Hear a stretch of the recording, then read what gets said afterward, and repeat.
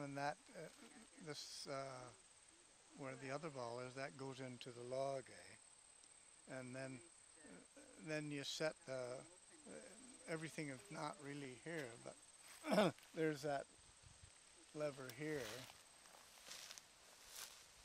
You stood over there, and if you wanted inch lumber, well, then you'd put, he had it was a measuring tape, but it got broke off. And you'd move it over an inch or whatever you wanted.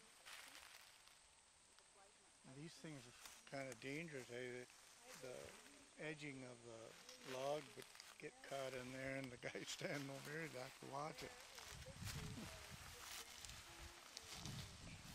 He used to move it around. It was a movable sawmill, right?